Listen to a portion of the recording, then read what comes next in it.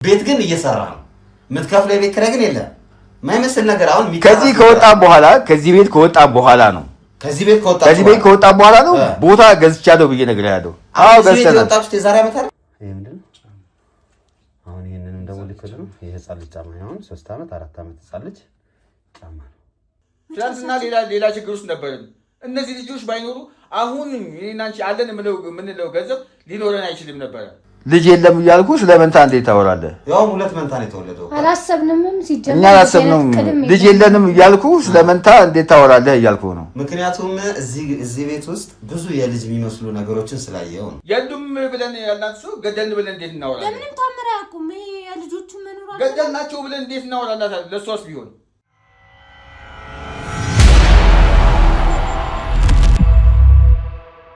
ሰላም ውድ ቤተሰቦቻችን እንደምን አላችሁ አሁን አጋጣሚ ወደ ሆነ ቦታ ለመሄድ ሙከራ እያደረኩ ነውና ከዛ ፊት ከመሄዴ በፊት የሚሄድበትን ጉዳይ ወይም ደግሞ ኖርማሊ ነገ ነው በደንብ ስለ ጉዳዩ የምሰራው ግን ዛሬ ለእናንተ ይሄን ነገር ማናገር ስላለብኝና ጉዳዩ ምን እንደሆነ ዛሬ በዚሁ አጋጣሚ ሰርቼው ሌላ ስራ ነው የሄድኩት ግን በዚሁ አጋጣሚ ለእናንተ ሰርቼላችሁ ልሂድ በሚለው ነው ሶ ይሄንን ቪዲዮ ላይክ ሼር ሰብስክራይብ በማድረግ መጀመራችሁ እንዳትረሱ ላይክ አድርጋችሁ መጀመራችሁ በብዙ ምክንያትኛ ይጠቅመናልና ላይክ አድርጋችሁ ጀምሩልን ምንድነው የተፈጠረውና ምንድነው የሚሆነው ወይም ደግሞ ምንድነው ለማድረግ ያሰባችሁት የሚለውን ነገር ለመስራት ነው ጥረት የምናደርገው አንድ እህት የደውላ ለረጅም ጊዜ በርግጥ እየደወለች ስትጠይቀኝ ነበር በተለያዩ አጋጣሚዎች ያው እኔም ስልክ ያው ታውቃላችሁ አይመቸንም ምናምን ብዙ ስራ ነው ያለንና ብዙም ኮሚኒኬት ለማድረግ አልተመቸንም ነበር በአጋጣሚ ቮይስ አስቀምጣልኝ ነበር ያስቀመጣችሁ ቮይስ በጣም ረጅም ነው ወደ 10 ምናምን ደቂቃ ነው ስለዚህ እሱን አጠር አድርጌ ለእናንተ ልገራችሁና ወደ ጉዳዩ እሄዳለሁ ምንድነው የተፈጠረው አንድ እህት ነበረችኝ የመንግስት ሰራተኛ ናት እዛው በመሰራበት መስሪያ ቤት ውስጥ አንድ ከአብሮት ከሚሰራ ሰው ጋር ትተዋወቃለች ከዛም ሰው ጋር እንግዲህ ፍቅር ጀምራ ወደ ትዳር ገብታለች ነው የምትለኝ ነገር ግን እቺ ሴት የተለየ ባህሪ ነበራት ከድሮ ከልጅነት ጀምሮ እህቴ ብትሆንም ከሰው ለየት ያለ ባህሪ ነበራት ሰው ጋር መቀራረብ አትፈልግም ሰው የሚናገራትን ወይም ሰው እንዲናገራት ፍላጎት የላትም አስተያየት መቀበል አትፈልግም በጣም የሚገርመው ደግሞ እጅግ በጣም የበዛ ስቆንቆን ወይም ደግሞ ይሄ እንዴት ነው ገብጋባ አይነት ሰው ናት በትንሹም በትልቁም ቁጠባ እጄ ላይ ብር እንዳይጠፋ እጄ ላይ እንደዚህ አይነት ምትል ሰው ናትና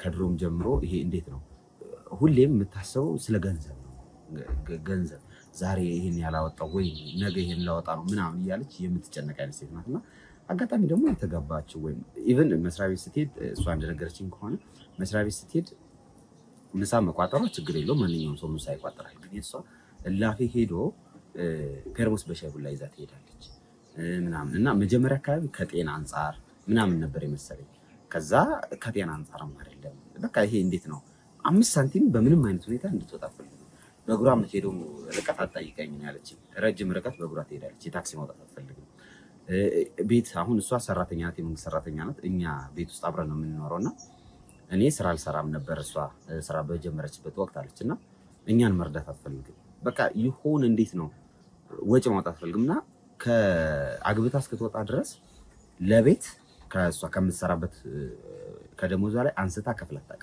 ለቤት አስቤዛ ለእናታችን ወይም ቤት ውስጥ ለሚደረግ ማንኛውም ነገር አንስታ ከፍላት ታውቅ እና ፍላጎትም የላትም ያለችኝ የመክፈል ፍላጎትም የላትም ስንጠይቃት ምናምን የለኝም እንደዚህ አይነት ነገር ነው የምትለውና አንድም ሁለት ጊዜ የስራ እድገት አግኝታ ደሞዝ ተጨምሮላት ምናምን ነበር ግን ያ ሁሉ ነገር ሆኖላትም እንኳን ለእናቴ አንድ የሻሽ ምንድነው የሚባለው ፀጉር ምን ይሸፍኑበት እንኳን ገዝታላት አታውቅም እንኳን ለኛ ለእህቶቿ ለእናቷ ማጥቶንና እንደዚህ አይነት ሴት ነበረች ከዛ መስሪያ ቤት ደግሞ ያገኘችው ወንድ ከሷ የባሰ ስቁንቁን አይነት ሰው በጣም በሚገርም ሁኔታ ምንም አይነት ሽምግልና አልተላከም ሲጋቡ ወይም የትውውቅ ሽምግልና ምናምንሽ አሁን እነሱ የሚሉት ምንድነው አላስፈላጊ ወጪ ነው የሚሉትና ቤተሰብ ከቤተሰብ ቢታወቅ ምንድነው ችግሩ ቤተሰብ ከቤተሰብ መተዋወቁ እንደውም ብዙ ነገር ይጠቅማል እንጂ መጥፎ አይደለም ኢቭን እኛ እንደግስና እንጥራችሁ ስንላቸው ራሱ ደስተኛ አይደሉም ከሰው መቅረብ አይፈልጉም በቃ ተጋቡ ቤት ጠቅልለው ገቡ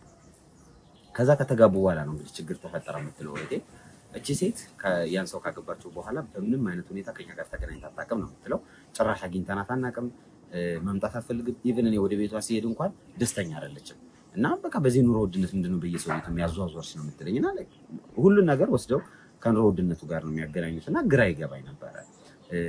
የበዛ ስቆንቁንነት ይታይባቸው ነበርና ይሄንን ነገር እኔም መጀመሪያ አካባቢ እንዴት ነው ኖርማል አድርጌ ነበር ማለት ግን እየቆየ ሲሄድ ጉዳዩ ትንሽ ጠንከር ያለና ከመስቆንቆን የዘለለ የሜንታል ችግር እንደሆነ ለመረዳት ችያለሁ ነው እንግዲህ እህቴ ያለችው። መጨረሻ ላይ የሆነው ነገር ምንድነው እቺ ሴት አረገዘች እና በእኛ ዘር መንታ ነው ብዙ ጊዜ የምንወልደው እና መንታ ልጅ ወልዳ ነበር። እኔም ማስታወሰው እሱን ነው አለች። ግን አሁን ላይ መንታዎቹ የሉም። በሚገርም ሁኔታ ሁለተኛ ስታረግዝም አስታውሳለሁ እርጉዝ እንደነበረች ትዝ ይለኛል። እና ያም እርግዝና አሁን ላይ የለም። እና ስጠይቃቸው ምንም የመለሱልኝ ነገር የለም። ግን አንድ ቀን የሆነ ጊዜ ላይ ወደ እነሱ ቤት ሲሄድ የቀረስኩት ፉቴጅ አለ ነው የምትለኝ። እስኪ እናንተ እሱን ታዩታላችሁ። ባልየው እነሱ እንትን ጓሮ ነገር አላቸው ግሪን ኤሪያ ነገርና እዛ ግሪን ኤሪያ ላይ የሆነ ነገር ሲቀብር አይቼዋለሁ። ምን እንደሆነ ስፔሲፊክሊ አላውቅም። ግን ልጆቹ የሆኑ ብዬ መፍራት ጀመርኩ። ያረጋገጥኩት ወይም ያገኘሁት ነገር የለም። ግን ሁሌም እንደ ሪዝን እንደ ምክንያት የሚያስቀምጡልኝ ምንድነው የድሮ ውድነቱን አልቻልነውም ምናምን ነው የሚሉት። ግን አሁን ኑሯቸውን ሳይው ጥሩ ነው። ልጅም ለማሳ እና ቤተሰብ ኢቭን ጠይቆኛል። እኔ ብቻ ነኝ እነሱ ቤት የሚሄደው። የሚገርማቸው ነገር ማንም ሰው እንዲመጣ አይፈልጉም። ሁላ ቤት ቁጭ ብሎ ስናንኳኳ አይከፍቱም። እንዲገባ አይፈልጉም ሰው። እንግዲህ እነሱ አንድ ግቢ ያለ እሱን ተከራይተው ነው የሚኖሩት። እዚህ በፊትም እሱን ለቀው ሌላ ቦታ ትንሽ ቦታም ተከራይተው ያውቃሉ። ብቻ ሚዝሬብል የሆነ ሚስትሪየስ ናቸው። ይሄ ሚስጥራዊ አይነት ሰዎች ናቸው። እነሱን ለመረዳት አይቻልም። ባልየውም ልክ እንደዛ። የባልየው ደግሞ በጣም ይገርማል። ከሷ የባሰ ነው። ጭራሽ እንትን አይፈልግም። ይሄ ዘመድ አይፈልግም፣ ሰው አይፈልግም፣ ማንም ቤቱ እንዲመጣበት አይፈልግም። እና ልጅ ለምን እንደማትወልዱት ነው ገና ነው ጊዜው ይደርሳል። የባለፈዎቹ ልጅ ብዬ ስጠይቃቸው መቆጣት ጀመሩ። የምን አባሽ ልጅ የምታውቂው ልጅ አለ ምናምን ብለው እኔንም ማፋጠጥ። እኔ አስታውሳለሁ ሆስፒታል ድረስ ሂጄ ነው ያዋለድኳት፣ አርሻታለሁ። እነዛን ልጆች የት ነው ያረግሻቸው? መንታዎች ናቸው፣ የት ነው ያረግሻቸው ብዬ ጠይቂያታለሁ። የዛሬ 3-4 ዓመት ነው እንደዚህ ይሄ ሁኔታ ከተፈጠረ ነው የምትለው። ስለዚህ እነዚህ ሰዎች እነዚህ ልጆች የት እንዳረጓቸው እንድታጣሩልኝ እፈልጋለሁ። ቤተሰቡም በጣም ጭንቀት ላይ ነው ያለው። ሞተውም ከሆነ እርማችንን እናውጣ፣ ካሉም ደግሞ እኛ እናሳድጋቸው፣ ይስጡን። ደብቀው ምን ሊያረጓቸው ነው እነዚህ ልጆች የሚል ነው እንግዲህ የሰጠችን መረጃ። ብዙ ዲቴሎች አሉት። ለእናንተ ይሄን ያህል ከነገርኳችሁ ይበቃል በሚል ነው። ብዙ ነው የነገረችኝ። ቮይሱ ኦልሞስት 18 ደቂቃ 19 ደቂቃ ይሆናል። ከዛ በኋላ ተደዋውለንም ያወራነው ነገር አለ። ስለዚህ አድራሻውንም ምኑንም እሰጣችኋለሁ። እኔ አሁን ሆስፒታል ላይ ያለሁት ጉዳት ደርሶብኝ፣ ስለዚህ መጥቼ ከእናንተ ጋር ምንም ነገር መስራት አልችልም። ግን ቤቱ እንዲያሳያችሁ ሰው ልክላችኋለሁ ብላኛለች። ስለዚህ ከዛ ሰው ጋር ሆነን የቤቱን አድራሻ ወይም አካባቢውን እናያለን። ከዛ የሚፈጠረውን ነገር ቼክ የምናደርግ ይሆናል ማለት ነው። እናንተ ግን ሁሌም እንደተለመደው ይሄንን ቪዲዮ ላይክ፣ ሼር፣ ሰብስክራይብ እያደረጋችሁ ጠብቁ። እነዚህ ሰዎች እውነት እንደተባለው ልጆቹን ቤት አድርሰዋቸው ነው? ምንድነው የተፈጠረው? የእውነት ልጅ አልወለዱም ነው ወይስ ምንድነው? አእምሯቸው ውስጥ ጭንቅላታቸው ውስጥ ያሉት ነገር ምንድነው? እንደተባለው ይሄን ያህል የኑሮ ውድነቱ የጎዳቸው ሰዎች ናቸው ወይ? ኑሯቸውስ ምን ይመስላል የሚለውን ነገር ከእናንተ ጋር የምናይ ይሆናል። እናንተ ግን እስከ መጨረሻው አብራችሁን ቆዩ። እስኪ እሷ የላከችንን ፉቴጅ አይቼዋለሁ፣ ግን ያን ያህል ክሊር አይደለም። እናንተ እዩት። ለማንኛውም አብራችሁ ቆዩ።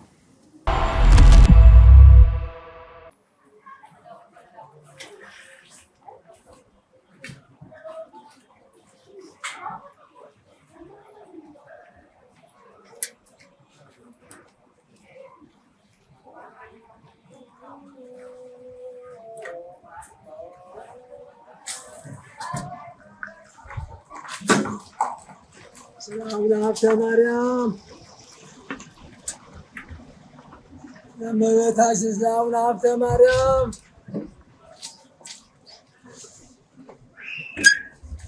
እግዚአብሔር ይስጥዎት ጋሼ።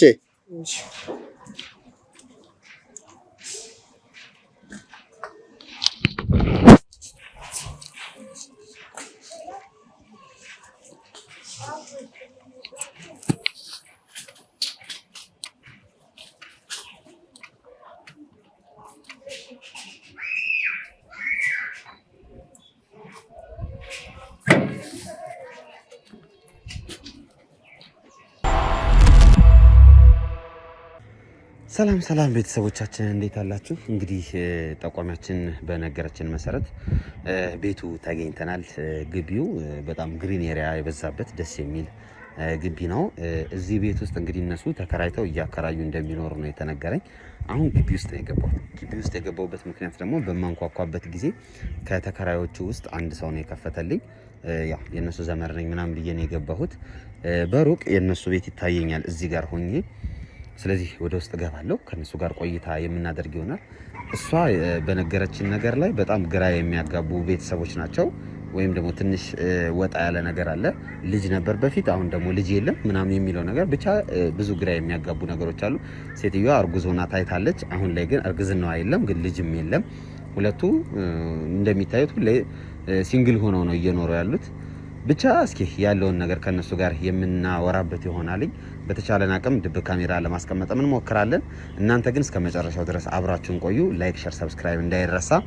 እንደተለመደው ደግሞ ከካሜራ ጀርባ ጀግናው አቤል አለ። የእሱ ቻናል ተስፋቲው ነው። እየገባችሁ ቻናሉን ሞቅ ደመቅ አድርጉለት፣ አበረታቱለት ለማለት ወዳለሁ። አብረን እንሂድ። እሺ፣ ዝቅ ብለ ካሜራውን ሳያዩ እናወራሽን። እሺ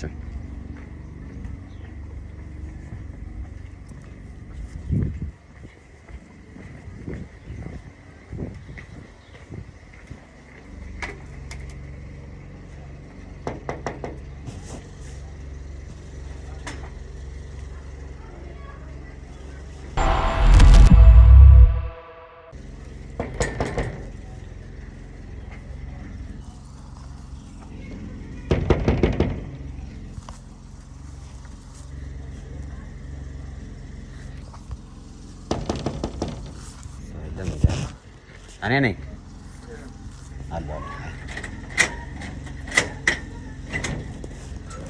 ሰላም ነው? ሰላም እንዴት ነህ? አለው። እስክንድር እባላለሁ። አቶ ስለሽ ባልሳሳት አይደል? ሰላም ነው አቶ ስለሽ? እኔ የመጣሁት ከሚዲያ ነው። እዚህ ጥንዶች ወይም ባለትዳሮች አብራችሁ እንደምትኖሩና ለብዙ ሰዎች ምሳሌ እንደምትሆኑ ስለሰማን ምናልባት ኢንተርቪው እንድናረጋችሁ ፈቃዳችሁ ከሆነ ብለን ነበር የመጣነው። ይሄ ስለሽ ቤት ማን ነገር ያው የአካባቢው ሰው ነው። እዚህ አካባቢ በምንጠይቅበት ሰዓት ጥንዶችን እየጠየቅን ነበርና ስለሽ የሚባል አንድ ሰው አለ እንደዚህ ብለው ነገሩንና ወደ አንተ መጣን።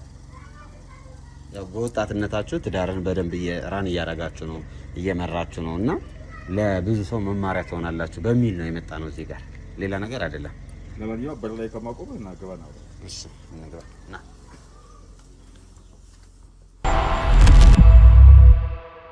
አቶ ስለሺ ስላስገባኸኝ በጣም አመሰግናለሁ። ያው እኔ ዩቲዩበር ነኝ።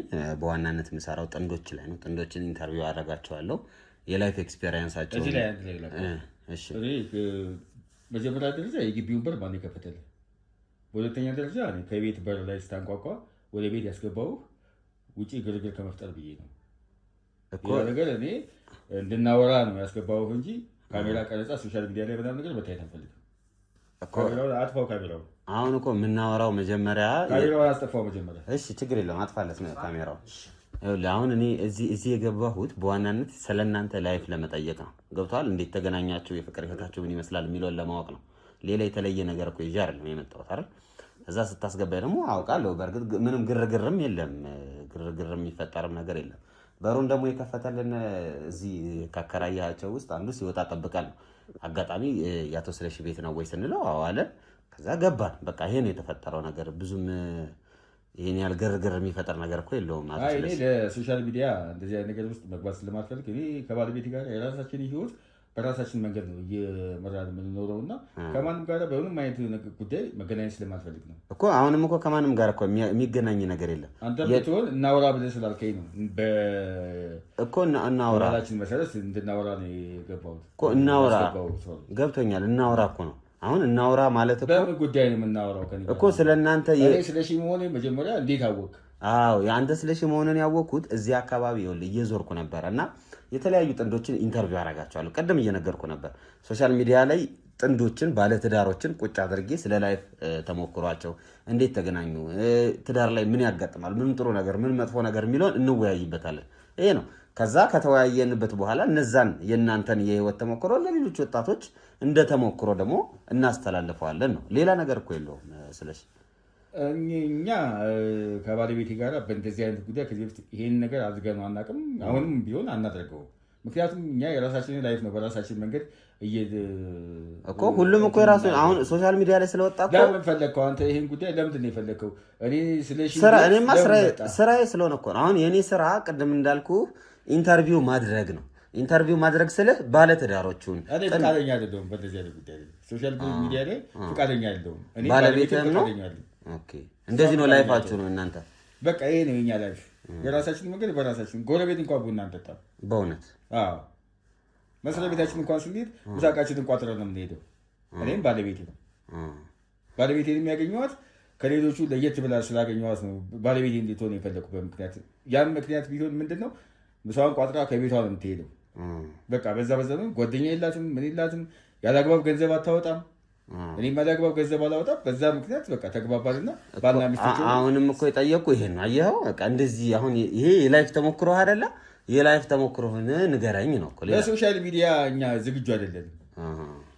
ሶሻል ሚዲያ ላይ ለመውጣት ዝግጁ አይደለንም። በእንደዚህ አይነት ጉዳይ ላይም ደግሞ እኔም እሷን ፈቃደኛ ነን። በእርግጠኝነት እሷን መታ ብጠይቃት እሷን ብትሆን ፈቃደኛ አለች። ጥሩ። አይ እንደዛ ከሆነ እኛ ችግር የለብንም። አሁን ያው ዞሮ እኛ ስንዞር ጥንዶችን ሰዎችን ኢንተርቪው ስናደርግ ዝም ብለን አይደለም። አሁን አንተን መተን አድርቀንህ ምናምን አይደለም የምንሄደው። ያው ሁሌም ቢሆን እንደምናደርገው ሽልማቶች እንሰጣለን። የ200 ሺህ እና የ300 ሺህ ብር ሽልማቶች አሉ። አሁን እዚህ ቤት ስንወጣ ወይ 200 ሺህ ወይ አሁን እንደ ሁኔታው ረዘም ላለ ሰዓት ስንቆይ እስከ 300 ሺህ ብር ከፍለን እንወጣለን።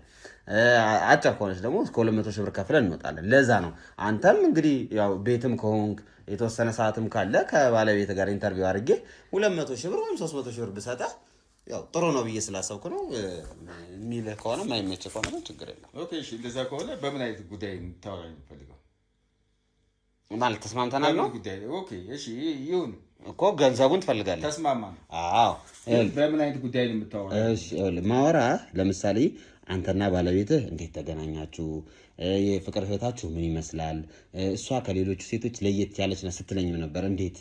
እሷም ደግሞ በተመሳሳይ ስለ አንተ የምታወራው ነገር ያሳለፋችሁትን ልጅ አለ ወይ? የተፈጠረ ነገር አለ ወይ? ጸብ ሲፈጠር በምን አይነት መልኩ ፊክስ ታደርጉታላችሁ? ምናምን እንደዚህ አይነት ኮመን የሆኑ ጥያቄዎችን ነው የምንጠይቃችሁ። ምንም ወጣ ያለ ነገር እኮ አይኖረው። ለዛ ነው እንደዛ ያልኩ። እሺ እንደዛ ከሆነ ተስማምቻለሁ። በጣም አሪፍ። ስለዚህ ያው ዞሮ መጨረሻ ላይ ሽልማቱን እንሰጣቸዋለሁ። ዝም ብለን እንትን አንለም። የ200 ወይም የ300 ሺህ ብር ሽልማት ይኖረናል። እንግዲህ ከእንትን ካልን አይቀር ግን ባለቤትህን መጀመሪያ ብትጠራልኝና እሷም ከአንተ ጋር ቁጭ ብላ ብትጀምር ከዛ ካሜራችንንም ኦን ብናደርገው አይሻልም? ባለቤቴ ወደ ውጭ ወጣ ብላለች። እሺ ትቆያለች ወይስ ደውልላት? እሺ ደስ ይለኛል። ደውልላትና ትምጣ፣ ቁጭ ብላችሁ እናውራ አይሻል? እኛም ካሜራችንን ሴታፕ እናስተካክል። እሺ አስተካክል። እሺ በቃ እሺ አስተካክለታ። አቶ ስለሺ ያው ባለቤትህ እስክትመጣ ለመተዋወቅ ያክል ነውና ስምህ ያው ስለሺ አይደል? ስለሺ ማን ነው? ስለሺ ደምሴ። በጣም ደስ ይላል። ስራ ላይ ነህ? እንዴት ነው? አዎ ስራ አለኝ። ስራ ላይ ነው ያለው? የግል የመንግስት ሰራተኛ። ኦ በጣም ደስ ይላል። እንዴት ነው ትውልድ እድገት እዚሁ ነው ወይስ? ትውልድ እድገቴም ትምህርቴም አዲስ አበባ ነው። አዲስ አበባ ዩኒቨርሲቲ የተማርኩት። በእውነት? ስለዚህ ሁሉንም እዚሁ ነው የጨረስከው? በማኔጅመንት ነው የተማርኩት። ቅድም ስታወራኝ እንደዚሁ ከሰው ጋር ብዙ ማለግባባ ምናምን እያልክ ነበርና ምንድን ነው? በቃ የልጅነት ባህሪ ነው። አብሮኝ ያደገና በቃ ያው እኔ የራሴ ላይፍ በራሴ ነው እንትን የማደርገው የምወጣውና ብዙ ከሰዎች ጋር ብዙ ግንኙነት የለኝም። ብዙ ጓደኛ የለኝም። በእውነት ጓደኛ የለኝም ነው? ብዙ ጓደኛ የለኝም። ጓደኛ አለህ? እንደ ማንኛውም ሰው ሶሻል ላይፍ ምናምን ሊሆን ይችላል። ለብሶ ምናምን ደርስ ይችል ይሆናል። ግን ያው ራሴ ከባለቤቴ ጋር ለብሶ የምንሄደው ከባለቤቴ ጋር ነው የምንመጣው። እሷ በሌለችበት ሰዓትም ብቻዬን ሄጄ ለብሶም ሰርግም ምንም ደርሼ እመጣለሁ እንጂ ይህን ያህል ብዙ እንደ ማንኛውም ሰው ሰርቼ ወደ ቤቴ መግባት ነው እንጂ ከዞሮ መጠጣቱ እንደዚህ በጨፈሩ ምናምን እንደዚህ አይነት ነገር ውስጥ የለሁበትም። በቃ ይሄ የራሴ ላይፍ ነው። የለሁበትም። ብዙ ከሰው ጋር የመገናኘቱ ነገር የለሁበትም። በቃ ምንድን ነው ግን ምክንያቱ? ምንም ምክንያት የለውም። በቃ የራሴ ላይፍ ዛሬ እዚህ ጋር ቤት ተከራይቼ ነው። ይህን ግቢ ሙሉ ተከራይቼ ነው። ስለዚህ የራሴ ቤት እንዲኖር የለም የምፈልገው። ከዛ አንጻር ብዙ ወጪዎች ምናምን ነገር አላወጣም። ኦኬ ተከራይተህ ነው? ተከራይቼ ሙሉ ግቢውን ተከራየሁኝና እሺ የተቀረጹትን አከራያለሁ። ከዛ ውጪ ባለው ደግሞ ትንሽ እደጉምና የራሴ ቤት ትንሽ ደጉምና። አሁን አንተ ቤት ለመስራት ጥረት ላይ ነው? አዎ። እንዴት ነው ጀምረዋል ወይስ ገና ነው? እየሞከርኩ እኮ ትንሽ ስቴፕ ሂዶላል። አዎ ቦታ ገዝቻለሁ፣ ግንባታ አልጀመርኩም። ግን አሁን ላይፍ በጣም ከባድ ነው አይደል? አሁን ያለንበት ሁኔታ በጣም ከባድ ነው። በጣም ከባድ። ሰሞኑን ደግሞ ብታየው ተጨማሪ ይባላል ምናምን ይባላል። ታክሲ ትራንስፖርት አንዴ ቆይ ባለቤቴ ናት።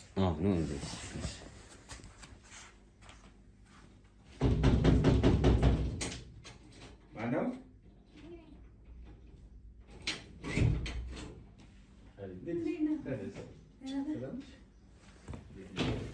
ሰላም ነው?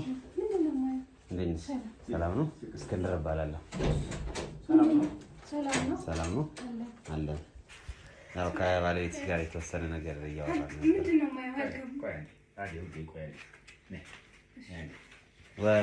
እንጠብቅ እዚህ። እሺ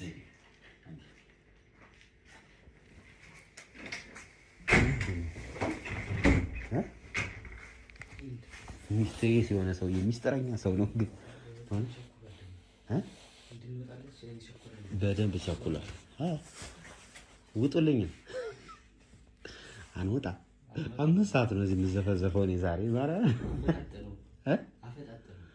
በቃ እንደዚህ ነው። አሁንም ሚስት በጣም ነው የደነገጠችው ስታይ እና ኢቨን እንትኑ በረን አንተ የራስህ እንደዚህ ታንኳኳል እኮ ግቢ በር ማርያም ነው። አይ እነዚህ ሰዎችማ ብዙ የደበቁት ነገር እንዳለ ግልጽ ነው።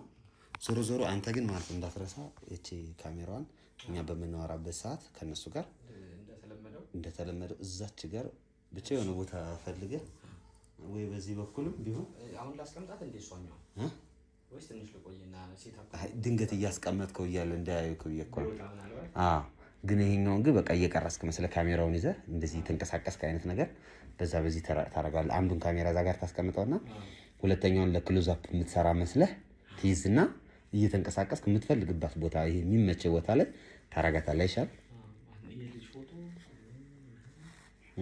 አሁን ይኸውልህ እዛ ጋር ይታያል አቡጊዳ ምናምን የሚል አለ በራቸው ላይ ቤት መግቢያው ላይ የሆነ ነገር ያለ ይመስለኛል።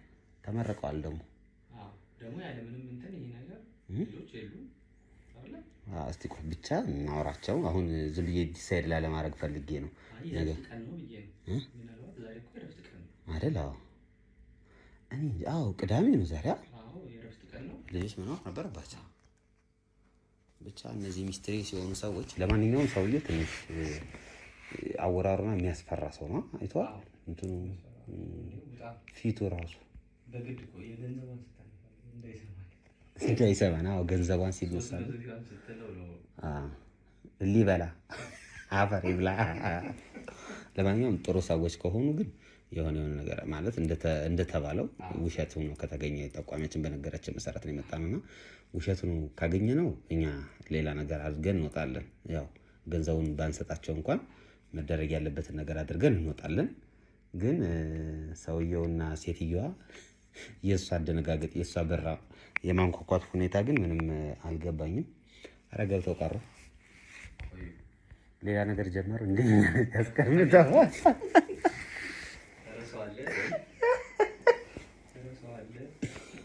አቶ ስለሺ አልጨረሳችሁም?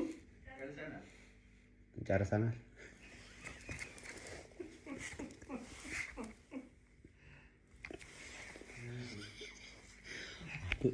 የሰሙን ድምፅ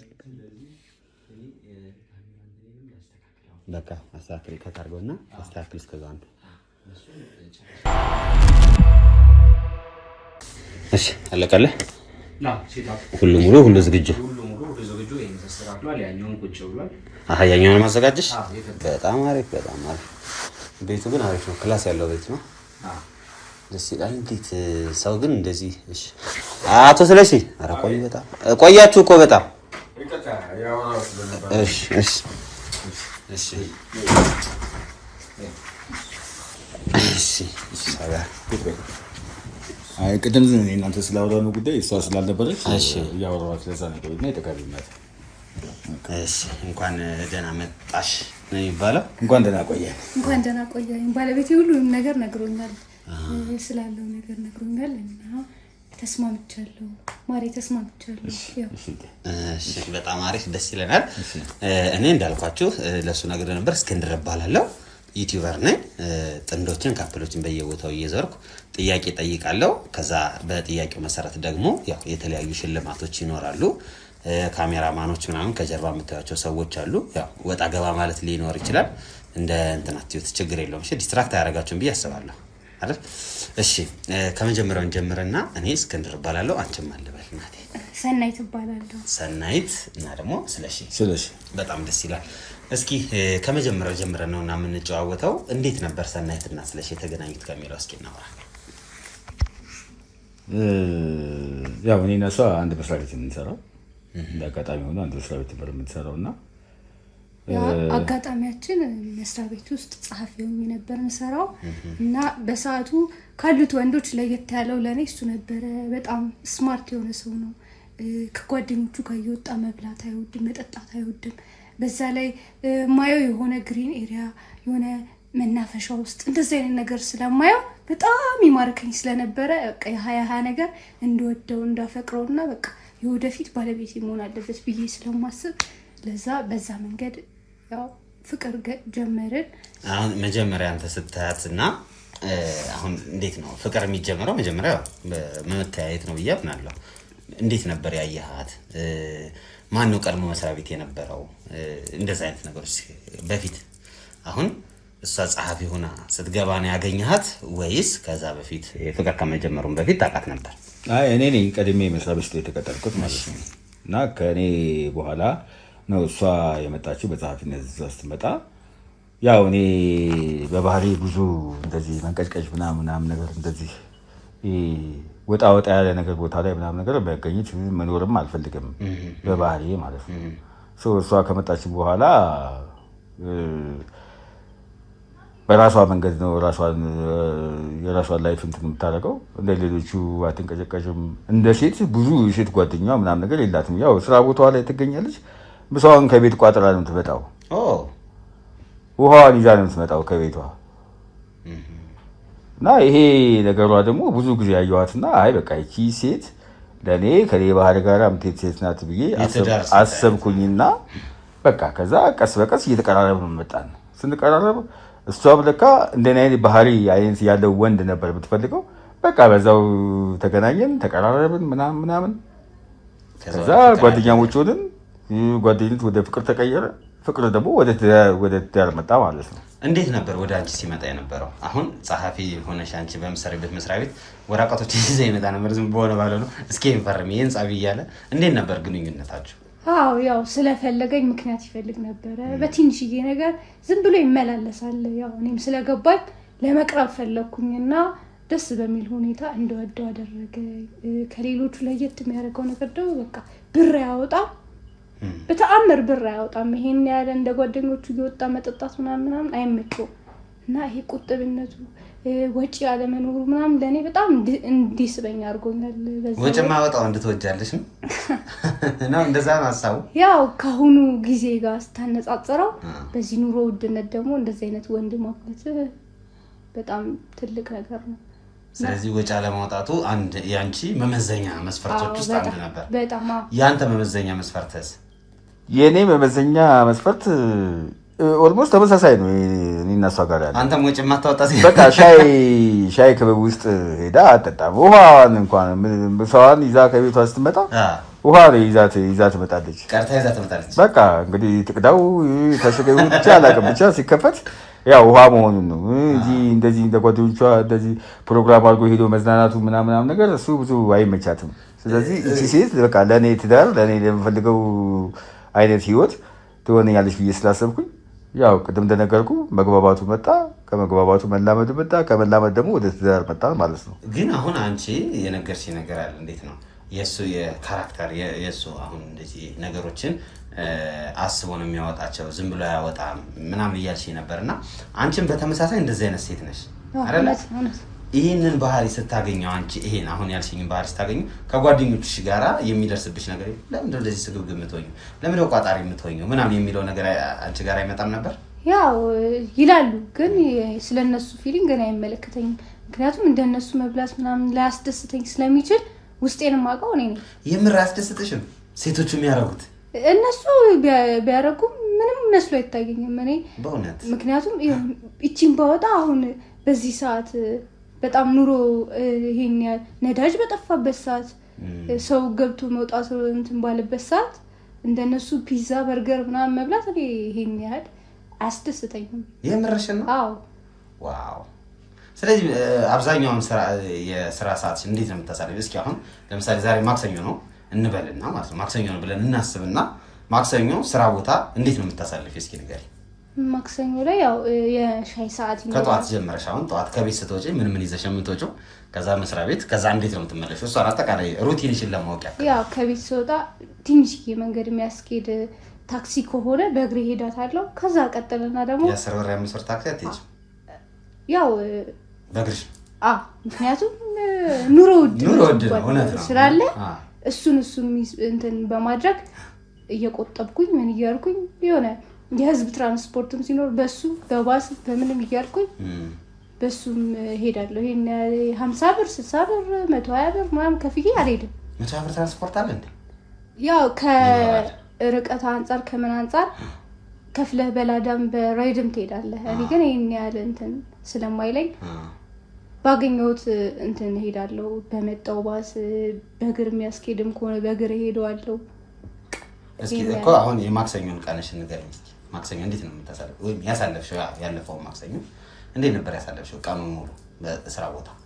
ያው ስራ ከሰራው በኋላ ያው ቁርስ ሰዓት ይኖራል፣ ምሳ ሰዓት ይኖራል፣ የሆነ ብሬክ የሚኖሩበት ሰዓቶች አሉ። በዛ ሰዓት ጓደኞቼ ምሳ ይዘው ሲመጡ የራሳቸው ሲበሉ ያው ወጥተው ተዝናንተው ምናምን ሻይ ቡና ብለው ሲጠጡ እኔ ምሳቄን ከፍታለሁ። ውሃም ከሆነ ይዤ በሃይላንድ በኮዳ ይዤ ሻይ እንኳን ኢቨን ሻይ በፔርሙስ ይዤ የሚሄድበት ሰዓት አለ። በቃ የመረሽን ነው? አዎ። የራስሽን ሻይ በፔርሙስ ይዘሽ መስሪያ ቤት ትገቢያለሽ? አዎ። ይሄን ያህል እንደነሱ ወጣ ብዬ ምናምን እንትን አይደለም እና በዛው ነው እንትን ነው ማሳለፍ። ስለዚህ አሁን ያንቺ ጠዋት ምሳሽን ቋጥረሽ ትወጫለሽ? አዎ። ከዛ እዛው ምሳም ቁርስም በዛው ምሳሽን ነው የምትበይው? አዎ። ወደ ውጭ አትወጭም? አይ አልወጣም። ከወጣሽም እሱ ነው የምታገኘው? አዎ። ወይ ደሱ ደውልለታለሁ እንደዛ ነው እንጂ ወጥቼ ምናምን ሻይ ቡና አይደለም ካፌና ሬስቶራንትም አልሄድም። ያው የሚጠጡ ነገሮችንም ይሄን ያህል በጠጣ ሰው አይደለሁም። በየሬስቶራንቱ ሄጄ ምናምን አልጠጣም። አዎ። እስኪ ያንተን ደግሞ ንገረኝ እስኪ ማክሰኞ እንዴት ነበር ያሳለፍከው? ያው እንግዲህ ባለስልጣን አይደለሁ። ቁርሴን ሳልበላ ከቤቴ አልወጣም። በቃ ቁርሳችንን እንበላለን፣ ሁለታችንም ከቤታችን እንወጣለን። ከዛ ስራ ቦታ ላይ በቃ አብረን ነው የምንሆነው። አስፈላጊ ከሆነ ያው ይዘን የሄድነው ምሳ አብረን እንበላለን። የመብላት ፍላጎቱ ካለኝ ዞሮ ያው ከኔ ጋር ለምትሆነው አዎ ፍላጎትም የለኝም ብዙም ምሳ አትበላም? ብዙ ምሳም አልበላም። ከፈለኩ ጥሩ ቁርስ እዚህ ጋር እንትን ካላልኩ ስራ ከበዛብኝ ያው ድካሙ ምናምን ስለሚለው ሲደክሙ ደግሞ ይርብህ የለ። በዛ ኮንቴክስት ግን አብረን ምሳ አብራችን ልንበላ እንችላለን አብረን ከእሷ ጋር ማለት ነው። ከዛ ውጪ እሷ ምሳ ይዛ ሄዳ ወይም ደግሞ እኔ በምሳ ሰዓት ራቤን ብዬ ውጪ ሆቴል ሄጄ ምናምን የምበላበት ምንም አይነት እንትን የለኝም። ሆቴል መብላቱ አንዳንዴ ፍቅር ምሽቶችና የምንላቸዋለሁ አይደል? እንደዚህ አይነት ነገሮች አታካሩ? ያው ወጪ ነው የሚሆነው። ለዛ አይ እኛ ፍቅራችንን የምናከብረው ቤታችን ነው። በቃ ቤታችንን እንመጣለን፣ ቁጭ ብለን እንደዚህ የምናወራውን ወሬ እናወራለን። በትንሽዬ ነገር ዜና እንሰማለን ከፈለግን። አዎ ዜና እንሰማለን። ምንም የሚያዝናና ጉዳይ የለም። በዚህ በተወደደ ኑሮ ውጭ ወጥቶ ድራፍት መጠጣት ቢራ መጠጣት ምናምን እኛ ነገ አላማ ስላለን ቅድም እንደነገርኩህ ለስላሳም ቢሆን ከሱ ገሰዱ ቤታችን አምጥተን እንጠጣዋለን። ችግር የለውም። ቅድም እንደነገርኩህ የራሳችን ይህን ግቢ ሙሉ ግቢ ተከራይቻለሁ ምናምን ብያለሁ። ይህም ኖርበት ያለው ቤት እና ከጀርባ የሚከራዩ ቤቶች አሉ። ሙሉ ግቢ ነው የተከራየን እና እሷ ማለት ነው። ከጀርባ የተከራዩን ቤት ሙሉ ክፍያ ስለሆነ ለዛ እንዲደጉመን ብለን ነው እንትን ያለት ነው። የጀርባ በኩል ያለውን ቤት ያከራየ ነው። የሚከራዩ 1-3 ቤቶች አሉ። እነሱን በሚመጥናቸው መንገድ እሱን እናከራይተን ያም የራሳችንን ቤት የተወሰነ ነገር ጨምረን ነው አንድ ላይ የቤቱን ኪራይ የምንከፍለው ማለት ነው። ስለዚህ ቤታችን ነው እኛ መተን የምንዝናናው። በቃ ቁጭ ብለን እንስቃለን፣ እንጫወታለን፣ ምናምን ዜና እናያለን። መዝናናት ባለብን መንገድ በቃ በራሳችን ሰዓት ነው የምንዝናናው እኛ። መስሪያ ቤትም ሰፈርም ቤተሰብም ይኖራል እና ከእነሱ ጋር ያለች ኮኔክሽን ግንኙነት ምን ይመስላል? ያንቺ ነው አትገናኙም ጭራሽ? ያው በስራ ምክንያት እንገናኛለን፣ ግን ያን ያህል እንደ ቤስት ፍሬንድ ሆነ ውጪ መውጣት ወይ ደግሞ ፐርሰናል የሆነ ነገር ማውራት ምናምን እንደዚህ አይነት ነገር አይመቸኝም። ያ ማለት ሰርቼ ወደ ቤቴ ወደ ባለቤቴ መግባት ምናምን ስለሆነ የምፈልገው ያን ያህል ከእነሱ ጋር የቅርርብ የሆነ ጓደኝነት አይኖረኝም ስለማልፈልግም ቤቴም እንዲመጡ አልፈልግም። እኔም ደግሞ እዛ መሄድም አልፈልግም እና እንደዛ ነው። ቤትሽም እንዲመጡ አትፈልጊም ጭራሽ? አይ አልፈልግም። ማንም አይመጣም? ጓደኛም ስለዚህ እኔ መጀመሪያው እንግዳ ነኝ ማለት ነው እዚህ ቤት የገባሁት? እንደዛ ማለት እንኳን አይደለም። በሆነ አጋጣሚ ያው በለቅሶም በሰርግም እንገናኛለን፣ የትም ቦታ እንሄዳለን። ግን ስንሄድ እኛ አላስፈላጊ ወጪ አናወጣም ነው። አሁን ስለ ወጪ እኮ አይደለም ያወራሁት። እዚህ ቤት በቃ ብዙ እንደዚህ እንትን የሚባል ነገር የተጋነነ ምናምን ነገር አይኖርም። አሁን ወጪው እሺ ገብቶኛል፣ ተረድቻቸዋለሁ። የተጋነነ ነገር አይኖርም። እንደነገርኩ ቅድም እኛ የራሳችንን የሆነ አላማ አለን። ያንን አላማ እስክናሳካ ድረስ ከሰው ጋር የሚለውን የሰፋ ግንኙነት እሱን ነው የምንቆጠበው። ተረድቻለሁ። እናንተ እየነገራችሁኝ ያላችሁ ይሄ ላይፍ ሚዘረብል ከመሆኑ የተነሳ ከባድ ከመሆኑ የተነሳ ያን ያህል ለወጪዎች የሚዳርጉ ነገሮች የሉንም ነው። እሺ ለማንኛውም አይ ቲንክ ቤተሰብ ይኖራቸዋል፣ የሚመጣም ሰው አይጠፋም። ዞሮ ዞሮ እኔ ከቤተሰብ ውጭ ስላለው ነው የጠየኳቸው እንጂ አይ ቲንክ ቤተሰብ አለ የሚመጣ ኦልሞስት ይመጣሉ። ዋው ይመጣሉ፣ ግን ይሄን ያህል ብዙ ይበዛል። ለምሳሌ የእሷ እህት አልፎ አልፎ ትመጣለች። ያው እሷም እንግዲህ እንግዳ ነች ማለት ነው። የእሷ እህት አልፎ አልፎ ትመጣለች። ያው ብዙም ባይባል አልፎ አልፎ ከስንት አንዴ ምናምን ነገር ትመጣለች። ትመጣለች። እንደዛ ነው ያለው ሁኔታ። ጥሩ። እንዴት ነው ትዳር የጀመራችሁት? ምልሽ አሁን እሱን ከሌላችሁ ወንዶች ለየት ያደረገልሽ ላንቺ ከነገርሽ ንግግር በመነሳት ነው ለየት ያደረገው ለላይፍ ያለው ትርጉም ወይም የሚያይበት መንገድ ላይፍን አልሽኝ። ሁለተኛ ነገር ደግሞ አንደርስታንዴብል ነው፣ እኔ የምንፈልገው አይነት ፐርሰናሊቲ ያለው ወጪዎችን ቆጣቢ ነው ምናምን ብለሽኛል። እንዴት ነው ወደ ፍቅርና ወደ ትዳር የገባችሁ? እሱን የጠየቀ አንቺን የጠየቅሽው እንዴት ነበር? እስኪ አንቺ ንገሪኝ። ያው ሴት ሆነ መሽኮርመም ምናምን የሚባል ነገር አለ። ሲጠጋኝ ያሽኮረመም ነበር እና አንዳንድ ጊዜ ደግሞ ሽል የምትልበት ሰዓት ነበረ። ያው ለመፈለግም ትንሽ ራቅ የምትልበት ሰዓት አለ። ኖርማሊ አንቺም ከሰው የመቅረብም ባህሪም ስለሌለሽ ብዙ አታችመንቱን አልፈለግሽም ነበር? ያው ትንሽ ጊዜ ቢፈጅብንም ግን ያው ተግባብተን አንድ ላይ ሆነናል እና ትንሽ ያሽኮረመም ነበረ። ያው ግን ያው በማሸነፍ እና በመሸነፍ ሲሆን ያው እሱ ነው ያዋራኝም ያው ያቀረበኝም እሱ ነው እና በዛ መንገድ ተግባባን እያለን እዚህ ደረጃ መጀመሪያ ሴሽን ላይ ጓደኛ ነው የነበራችሁት? መጀመሪያ ዙር አካባቢ እንደ ጓደኛ ነበር፣ ኖርማል ጓደኛ፣ የስራ ባልደረባ። ከዛ እንዴት ነው ያደገው? የሆነ ቀን ሳለሽ እንዴት ነው የሆነው? ያው እሱ አይቀርም ግን ጊዜ ትንሽ አሁን ትሽከረመኛለሽ እንዴ? አግብተሽው ምንድን ነው መሰለህ፣ ያው በስራ ማለት በእንደዚህ አይነት ሁኔታ ውስጥ መቼም ሴት ልጅ ደፍራ አትጠይቅም። እኔ ወንድ ነኝ፣ እኔ ነኝ የጠየኩት።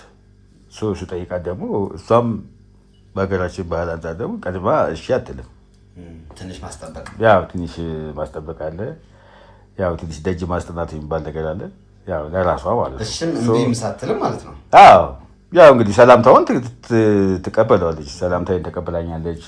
ያው በስራ አጋጣሚም ደግሞ አንዳንድ ነገሮች እሷ ጋር ሊመጡ ይችላሉ፣ የእሷ ደግሞ ወደ እኔ ጋር ሊመጣ ይችላል። በእንደዚህ አይነት አጋጣሚ ያው እየተቀራረብን መጣን ማለት ነው። ሰላምታው እያደገ መጣና ያው ቅድም እንዳወራሁህ ሰላም መባባል ተጀመረ። እሷም እኔን ማጥናት ጀመረች፣ እኔም እሷን ማጥናት ጀመርኩኝ። እንደ ባህሪ እንደኔ ባህሪ ልትሆን ትችላለች ብዬ ስላሰብኩኝ የፍቅር ጥያቄውን እኔ ጠየቁት በመቀራረብ ምናምን ነገር ማለት ነው። እሷም እያጠናችኝ ስለነበረ ያው ጥያቄን ያው ብዙም ሳታንገራገር አይታኝ ስለነበረ አይታኝ ስለነበረ ምንም ያህል ብዙም እንትን የለውም። ምን ያህል ቀን አስጠበቅሽ? አንድ 15 ቀን መድኃኒዓለም 15 ቀን ሙሉ ሲመላለስ ያው ትንሽ አልፍቼዋለሁ።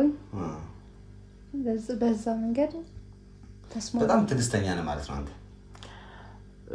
ሰው በሚወደው ነገር ላይ ያው ትዕግስት ሊኖረው ይገባል። በምትፈልገው ነገር ላይ ትዕግስት ሊኖረው ይገባል። እኔ እሷን ባልፈልጋት እና እሷን የኔ ናት ወይም ደግሞ የኔ እንድትሆን ከማድረግ አንጻር ነው ትዕግስተኛ የሆንኩት እንጂ ኖርማሊ በባህሪዬ ትዕግስተኛ አይደለሁም።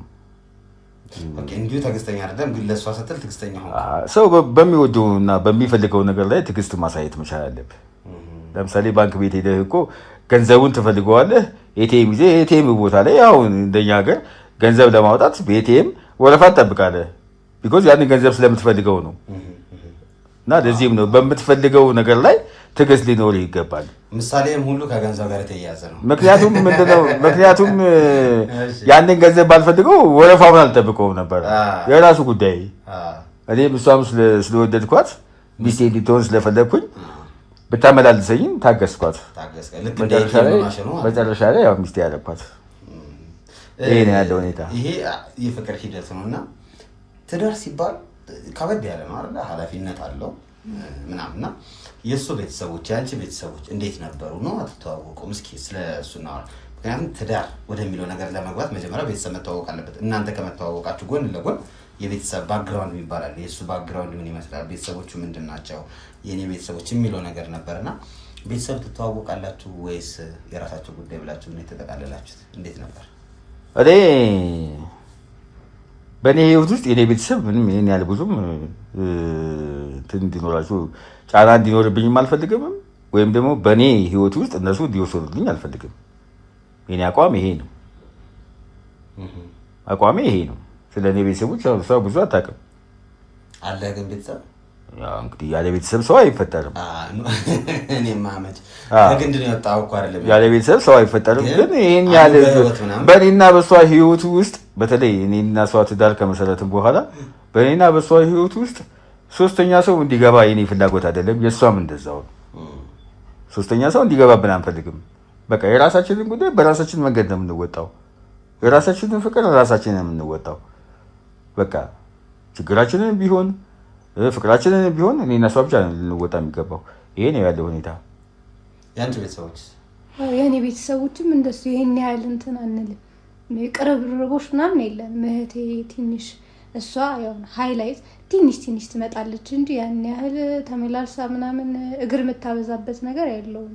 እኛም ስለማንፈልግ እኔም አልፈልግም ቶሎ እንድትመጣ እና እኛ ብቻ ደስተኛ ሆነ እንድንኖር ነው የምንፈልገው። የተጋነነ ነገር እንደ ሰዎቹ ይሄ ግርግር የሆነ ነገር ደግሶ መጥራት ምናምን ስለማንወድ ያን ያህል እኔም የምጠራው ቤተሰብ ምናምን የለኝም።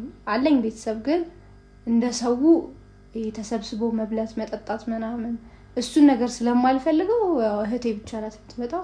ከስንት አንዴ ነው እሷ የምትመጣው። ስለዚህ እንዴት ነው የተገባችሁት? ዝም ታውሎ መጣጣሉ ነው? ያው እኔና እሷ በደንብ የተግባባ ነው።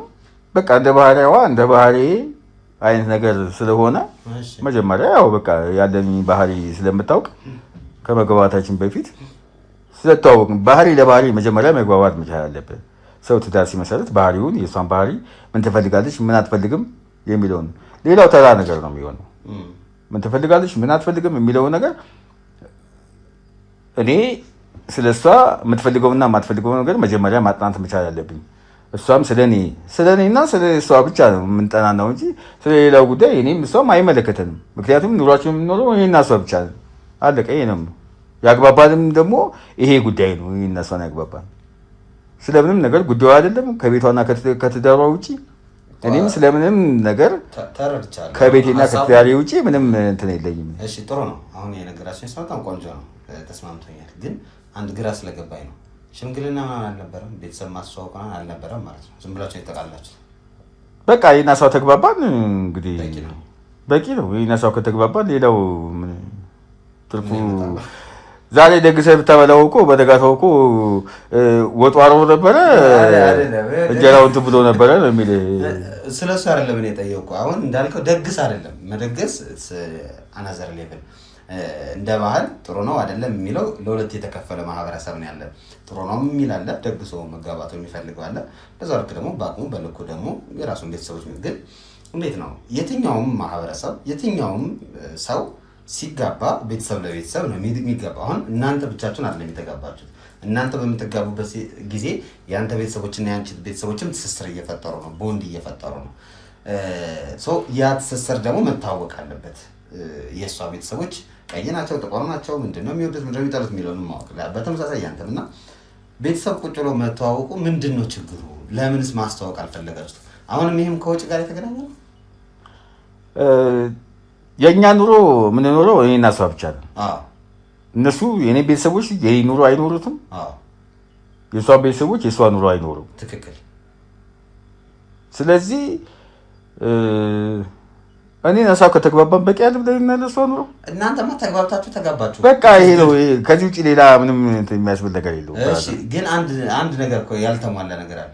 የእሷ ቤተሰቦችን አንተ ጋር መታወቃቸው ምንድነው ችግሩ ነው? ወይም ደግሞ የአንተ ቤተሰቦች እሷ ጋር መታወቅ ምንድነው ችግሩ? ለእሷ ደህንነት ከስንት አንዴ እህቷ ቅድም እንደተናገረችው እህቷ እየመጣች ቼክ ታደርጋታለች። ያንተስ? የኔ ቤተሰብ እኔ ወዳለው እንዴ ምን ሆናለሁ? ሚስቴ ካለች ለኔ ምን ያደርግልኛል? ያው የእሱን ቤተሰብ መጣ የኔን ቤተሰብ መጣ፣ ያው ለወጪ መዳረግ የሚባል ነገር ስላለ አሁን ሁሉንም ከወጪ ጋር አታገናኙት እንዴ? ወይ እኔ ልደግስና ላገናኛችሁ ወይ? እሱ የተቀደሰ ሀሳብ ነው። እሱ የተቀደሰ ሀሳብ ነው። እኛ ግን የራሳችን ኑሮ ከመኖር አንጻር የቤተሰቦቻችን መምጣት በእኛ ላይ ምናልባት የሆነ የሚያጎልብን ነገር አለ። ገብቶሃል አይደል? ቅድም እንደነገርኩ የቤተሰቦችን መምጣት ደህና ነገር ይዞ አይመጡም። በቃ ወጪ ነው ይዞ ይመጡ ሲመጡ።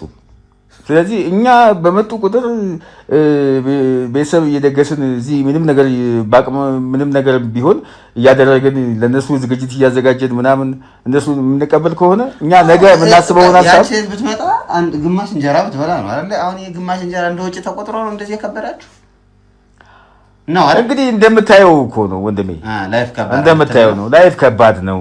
በየጊዜው የነዳጅ ዋጋ ጨመረ ይባላል። በየጊዜው የትራንስፖርት ዋጋ ይጨምራል። እኛ የመንግስት ሰራተኞች ነን።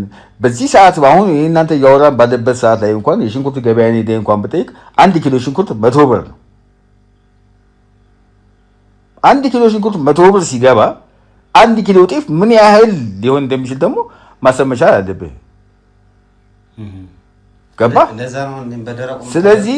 ስለዚህ እኛም ብንሆን ነገ የራሳችን ዓላማ ስላለን ያንን ዓላማ ለማሳካት አሁን የራሳችንን ውሳኔ ወስነን በራሳችን መንገድ ነው የምንንቀሳቀሰው።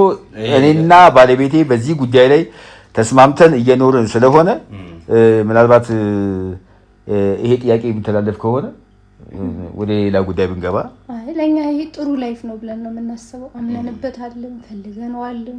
በቃ ፍላጎታችን ስለሆነ በዚህ መንገድ ነው የመኖር ፍላጎት ያለን። ስለዚህ የሰው ልጅ የፈለገው ሰው እንደራሱ ስለሆነ የሚኖረው እንደዚህ ነው በቃ የሚያስደስተን። እሱ ምንም የሚያስደስተው ነው የሚያስደስተን። እኔ ደግሞ ይህንን እንደ ሀሳብ ያነሳሁት ለምንድን ነው ነገ የእናንተ ልጆች ከእናንተ የአጎት ልጅ የአክስት ልጅ ጋር ሊጋቡ ይችላሉ። ያን ነገር ከማስቀረት ነው። አሁን ይሄ ልክ አይደለም አይደል? እህትና ወንድም ሲጋባ ምናምን ባለመታወቅ ነው። ቢታወቁ አይሆንም፣ ግን ባለመታወቅ እንደዛ አይነት ነገር ይፈጠራልና ያን ነገር ከማስቀረት ቤተሰብ ከቤተሰብ ቢታወቁ። አሁን እናንተ አንተ ብትታመም አንቺ ብትታመሚ እንኳን የሚደርስልሽ የሆነ ሰው ቢኖር በሆነ አጋጣሚ እንኳን አንተ አንድ ነገር ቢደርስብህ ከጎና ይዞ የሚልህ ሰው ቤተሰብ ነውና ቤተሰብ ጋር እንዳልኳችሁ የተጋነነ ቀረረብነት እንኳን ባይኖር ቢያንስ ግን በአመት በዓለም በየሆነ ጊዜው ግን መጠያየቁ አይከፋም የሚል ሀሳብ ይዤ ነው እንጂ የእናንተን ይሄ ተነጥሎ የመኖርን ነገር እየተጋፋውባችሁ አይደለም። መብታችሁ ያው ሰው እንደራሱ ስለሆነ የሚኖረው እንደራሳችሁ ነው የምትኖሩት። ግንስ ከቤተሰብ ጋር ደግሞ ትንሽም ቢሆን ቀረርብነት ቢኖራችሁ የተሻለ ከብዙ ነገር አንጻር የተሻለ ነው። ልጆችም ይመጣሉ። ነገር እስካሁን ልጅ የለም አልተወለደም። ምንድነው ልጅ የለም። ቤተሰብም ቢሆን እኮ ቢመጣ እኮ ጥሩ ነገር ይዞ አይመጣም። ቤተሰብ ቢመጣ ጥሩ ነገር ይዞ አይመጣም። ወሬ ነው ይዞ የሚመጣው። ወሬና ወጪ ይዞ የሚመጣው እናትህ ቤተሰብ ምናምን በምን በነገራችን ላይ እናቴ በህይወት የለችም። እሺ አባትህ አልፋለች። አባቴም በህይወት የለም አልፏል። ስለዚህ ቤተሰብ እህት ወንድ ምናምን ትለው ሁሉም የራሱ ኑሮ እየኖረ ስለሆነ እኔም የራሴን ኑሮ ነው የሚኖረው። እሺ የምትስማማኝን ሚስት አግኝቻለሁ። ያለው ነገር ይሄ ነው እና ስለዚህ ቤተሰብ ምናምን ነገር ቢመጣ ወሬ ነው ይዞ የሚመጣው ወጪ ነው ይዞ የሚመጣው እንጂ ሌላ ምንም ይዞ የሚመጣ ነገር የለም። ስለዚህ እኔ ከባለቤቴ ወጪ በጣም አስመርሯል። ተስማምቼ ተግባብቼ ነው እየኖረን ያለ ነው። ስለዚህ ያው የኛ ላይፍ ስታይል ይሄ ነው። ግን ወጪ በጣም አስመርሯል መሰለኝ የሆነ ጊዜ ላይ። አይ ምንም ጊዜ ምናምን የሚባለው ነገር የለውም። ካለው አሁን ካለው አገሪቷ ውስጥ ካለው ነባራዊ ሁኔታ አንጻር እኛ ለማንም ምንም ነገር ማድረግ አንፈልግም ከራሳችን ውጭ። ልጅ የምትለው ነገር ደግሞ ልጅ አልመጣም ገና ነው የለም። ብዙ አመት ቆይተናል፣ ግን ይሄን ያህል ፍላጎትም የለንም ደግሞ አላሰብንበትም። በቃ እንደዚህ ነው የሚቀጥለው። ልጅ ለመውለድ አላሰባችሁም? ወደፊት የራሳችንን ቤት ከሰራን በኋላ ከኪራይ ቤት ስንወጣ የራሳችንን ቤት ከሰራን በኋላ እንወልዳለን እንጂ በዚህ በተወደደ ኑሮ ልጁ መጥቶ ምን ግን አይ የሆነ ጊዜ አርግዘሽ ነበር መሰለኝ አንቺ ጭራሽ ወርዶብሽ ምናምን መሰለኝ እንደዛ ነገር ነው የተባለው። እንደዚህ በወሬ ደረጃ የሰማነው ያው ሰው ያወራል እንጂ እንደዚህ። ምክንያቱም አሁን አንቺ ቃጭር ስለሆንሽ ያስታውቃል። ሆድ ሲገፋ ምናምን አሁን ኖርማል ቦርጭ ለምሳሌ ነው ቦርጫ ነው ልክ እንደዚህ አይነት ቦርጭ ቢሆን ችግር የለውም። ግን የእርግዝና ሆድ ያው ቦርጭ ዝም ብሎ ሴት ልጅ አለ የሚወጣው ዝም ብሎ የት ሄደ ታዲያ? አሁን ቦርጭ በስፖርትም የሆነ ዝም ብዬ ግቢ ውስጥም ስለምንቀሳቀስበት በዛ ወይ ምናምን ይጠፋል እንጂ እሱ እንኳን አስበነው ማለት ነው። አርግዘሽ አታውቂም? አይ ገና አላሰብነውም። ገና ነው ወደፊት ነው። እርግጠኛ ናችሁ? የተሻለ ነገር ሲኖረን ወደፊት ነው። እኛ ልጅ የሚባል ነገር እኛ አልተፈጠረም በእኛ ህይወት ውስጥ ልጅ እስካሁን የሚባል ነገር እስካሁን ድረስ አልመጣም። ቢመጣም አሁን እነሱ የሚታየኝ የልጅ ሀሁ ፊደል የአቡጊዳ ፊደሎች አሉ። ይሄ ምንድን ናቸው? እነሱ እኛ የአከራዮቹ ጥለውት የሄዱት ዕቃ ነው። ተከራዮች ጥለውት የሄዱትን ዕቃ ነው ቤታችሁ የምትለጠፉት? አመጣል በቃ እዚህ ጋር አስቀምጠው። አይ መለጠፍ ሳይሆን በቃ ዝም ብሎ ቦታው ባዶ ሲሆን እንዳጋጣሚ የተቀመጠው። አይ ይሄ ወረቀት ነው። አይ ነው ወረቀት ደግሞ ምንም የሚያስለጥፈ ምክንያት አይኖርም። ከኛ በፊት የነበሩ ተከራዮች እዚህ የተከራያችሁ በጣም ቆይታችኋል። አሁን አዲስ አይደላችሁም እናንተ እዚህ አይደለም። ከኛ በፊት እየመጡም ስለሚሉ እዚህ ግቢ ውስጥ ወንድ ለጥ ይችላል እንደ ተከራይተ የሆነ መሀል ላይ ነበር። አንድ ሰው እዛው ወጥተው ነው። መሀል ላይ ማለት መቼ ነው? እንግዲህ ቤቱ እንደምታየው የተለያየ ክፍል አለው። አንድ ሁለት ሶስት ክፍል አለው። በቃ እኛም ለራሳችን የሚመቸንን ቦታ ይዘን ኑሯችንና ወጪያችንን ለመደጎም አሁን የኔ ጥያቄ እኮ ከኑሮ ከወጪ ጋር አይደለም። አሁንም ከገንዘብ አዳምጠኛ ይኸውልህ፣ እሺ የራሳችንን ኑሮና ወጪያችንን ለመደጎም ስንል እንደዚህ የምታያቸውን ክፍሎች በተለያየ ጊዜ አከራይተናቸው ነበረ። ክፍሉ ነው የምታከራየው? አዎ። ሽንት ቤት ነው አይደል? ይሄኛው ሽንት ቤት ነው። ያኛው ምንድን ነው? ይሄኛው መኝታ ቤት ነው። መኝታ ቤት። ይሄኛውስ? እሱም ሌላኛው መኝታ ቤት ነው። ስለዚህ አሁን እነዚህ ሁለቱ ጠባብ ክላስ ናቸው። እነዚህ ናቸው አከራያችኋቸው? የሆነ ጊዜ ላይ በቃ ኑሮ በጣም ሲሊንግ ጊዜ አከራይተናቸው ነበር። አዎ። እሺ እዛ ጋር የተለጠፈው አሁን የጠየቁት እና ደግሞ አዲስ ነው ያስታውቃል። የሆነ ጊዜ የሚያስብል አይደለም። አሁን የተለጠፈው ፕላስተር ነው። ፕላስተር አዲስ ነው። ተከራይ እኮ ይገባል ይወጣል አይደለ? እዚህ ቤት አዎ። ቤታችሁን ታከራዩታላችሁ? አይ እናንተ ቤት ነው። ይሄኛ የራሳችን መኖሪያ ቤት ነው እኮ ያየሁት እኮ እናንተ ቤት ነው። ልጆች ይመጣሉ ይጫወታሉ። እና እናንተ ለምን እንደምትለጠፉት ነው ያልኳቸው። አሁን ጥያቄ እኮ ሲቀጥል ደግሞ ልጆች የሚያስብል ተከራይ የላችሁም። የእናንተ ተከራዮች እያዩዋቸው ጎረምሳ ናቸው፣ ወንድ ላጤዎች ናቸው። ኢቭን ሴት ላጤ እንኳን የላቸውም። መሀል ላይ የተከራዩ ሰዎች ነበሩ። እሺ እኛ ጥለን ወተን ሌላ ቦታ ሄደን ነበርና መሀል ላይ የተከራዩ ሰዎች ነበሩ። ቤቱን ነው ጥላችሁ የወጣችሁት? ሌላ ቤት ተከራይተን ሄደን ነበረ የተሻለ ነገር ለማግኘት ምናምን ብለን ማለት ነው። እሺ ይሄን አከራይተን ማለት ነው። ሙሉ ግቢ በእኛ ስም ነው የተከራየው ማለት ነው። ቅድም እንደነገርኩ የሆነ ጊዜ ላይ የሆነ ክራይሲስ ገጠመንና በዛ ክራይሲስ መሰረት እኛ ከዚህ ቀነስ የሚል ቤት ተከራይተን ወጣን። ይሄንን ደግሞ ከፍ ባለ ዋጋ የዛን ጊዜ የሆነ እርግዝና እሱ ያረገዘች ጊዜ አላረገዘችም። ክራይሲስ የኑሮ ክራይሲስ ነው እንጂ የእርግዝና ክራይሲስ አይደለም። የኑሮ ክራይሲስ መንታ ነው። መንታ የሚባል ነገር የለም። ልጅ የለም ስለ ጭራሽ ለመንታ ታወራለህ? መንታ መስሎኝ ነው። እሺ ልጅ የለም እያልኩ ስለ መንታ እንዴት ታወራለህ? ያው ሁለት መንታ ነው የተወለደው። አላሰብንምም ሲጀምር እኛ አላሰብንም። ልጅ የለንም እያልኩ ስለ መንታ እንዴት ታወራለህ እያልኩ ነው። ምክንያቱም እዚህ ቤት ውስጥ ብዙ የልጅ የሚመስሉ ነገሮችን ስላየው ነው። ያ ነገር የሆነውን እየነገርኩ ነው። እናንተ እኮ እዚህ ቤት ኑሮ ከበደን። እኛ በራሳችን መንገድ ኑሮ ከበደን። እሺ ከበዳችሁ። የተከራየው ቤት እንዳለ ሆኖ እኛ ደግሞ ይሄ አሁን የምንኖርበት የነበረውን ቤት እሱንም ላሰብነው ወይም ደግሞ ለምናስበው ዓላማ እንዲሳካልን ብለን ሌላ ቦታ ሄደን እኛ ይሄንን ማከራየት ሌላ ቦታ ከዚህም ቀነስ በሚል ዋጋ ሌላ ቦታ ሄደን ተከራይ ሆነ ኖረናል። ይሄኛውን ስንት ነበር የምትከፍሉበት? አሁን ለዚህ ቤት ስንት ነው የምትከፍሉት? ሙሉ ግቢውን ነው እኛ ተከራየ ነው። አስፈላጊ ነው ይሄ ነገር መናገር? አይ አሁን እያልከኝ ያለኸው ቤት ለመስራት ሙከራ አስፈላጊ አይደለም። ቤት ለመግዛት ለመስራት ሙከራ ላይ ነው። አሁን አንተ ቤት ለመስራት እየሞከርክ ነው። አሁን ደግሞ እየነገርከኝ ያለው የምከፍለው የቤት ኪራይ አልነበረኝ፣ ቤት ግን እየሰራ ነው። የምትከፍለው የቤት ኪራይ ግን የለም። የማይመስል ነገር አሁን ከዚህ ከወጣ በኋላ ከዚህ ቤት ከወጣ በኋላ ነው ከዚህ ቤት ከወጣ በኋላ ነው ቦታ ገዝቻለሁ ብዬ ነገር ያለው። አዎ ገዝተናል። የወጣችሁት የዛሬ ዓመት አይደል? አንድ ዓመታችሁ ነው። ታዲያ በአንድ ዓመት ጊዜ ውስጥ እኛው ምን ያህል ኪራይ ነበር? እሺ ሌላውን ተውና በአንድ ዓመት ውስጥ እንዴት ይሄ ሀው እንኳን አይቆሸሽም? አንድ ዓመት ሙሉ እንደዚሁ ቁጭ እንዳል አዲስ እንደሆነ ነው የተቀመጠው። ከኛ በኋላ የነበሩ ሰዎች ቤታችንን እንደኛ ንጹህ አድርገው ነው ያዙት። ልጆች ነበሯቸው። ስንመጣ ግን እኛ ብዙም ፊል አላደረግንም። ያንን ለማንሳትም ቢሆን ማለት ነው። የምታየው ወረቀት ከፈለክ አሁን ገብቼ ቀደው ይችላሉ። ወረቀት ነው። ባይዘው እህትሽን እያወራኋት ነበርና አረሳሻለች እኮ አይደል? ረስተሽ ነው? ኧረ በፍጹም። መቼ? የዛሬ 3 ዓመት። በፍጹም። መንታ ወልደሽ? በፍጹም። 2 ወንድ ልጆች። ሰው ያወራል የፈለገው ነገር ታወራለች። አይ ይሄን ልጆቹ የት ነው ያሉት? የምን ልጅ? ከአንድም 2 ጊዜ እንደወለድሽም ሰምቻለሁ። እኛ ሲጀመር ነበርሽ አስወርደሽ ነው አይደለም? የመውለድ እቅዱም ገና እዛ ላይ አልደረስንም ብያለሁ። መጀመሪያ አልሰማህም ማለት ነው። ልጅ የሚባል ነገር የለም። መጀመሪያ አልሰማህም። ልጅ የሚባል ነገር የላችሁ።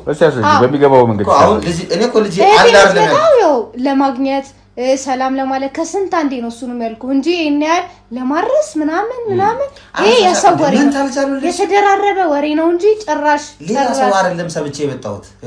ያው የነገሩ ሰዎች እኮ ልክ ስላልሆኑ ሊሆን ይችላል። እህትሽም ልክ አይደለች። እኛ ሪያሊቲውን እየነገርን ያለ ነው። በፍጹም እኔ እርጉዝ ነበርሽ?